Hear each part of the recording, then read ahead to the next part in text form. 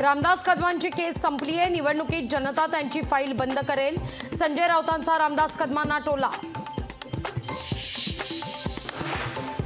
राष्ट्रवादी आणि शरद पवार गटात Twitter war.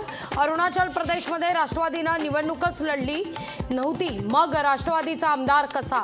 Ajit पवारांच्या ट्विटला शरद पवार गटाचं प्रत्युत्तर।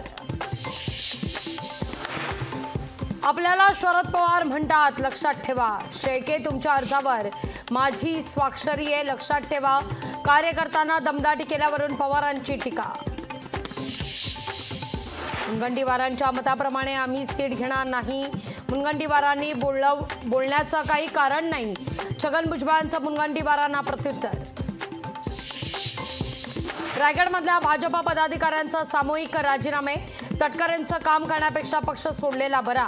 भाजपा प्रदेश सचिव बबलू सय्यद यांचा हल्लाबोल।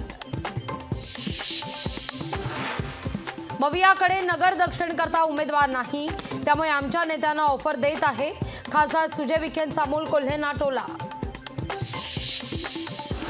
नितीन गडकरींविरोधात लढण्यास दोघांचाही नकार। अभिजित वंजारी आणि विकास ठाकरे यांची नावं होती चर्चेत। लोकशाहीला सूत्रांची माहिती।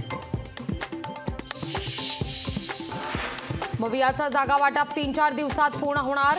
जागा वाटपाचा कसलाही फॉर्म्युला ठरलेला नाही। चर्चेअंती सर्व काही ठरेल। जयंत पाटलांचं वक्तव्य। लोकशाही मराठी ऐका, पहा, जागरूक रहा।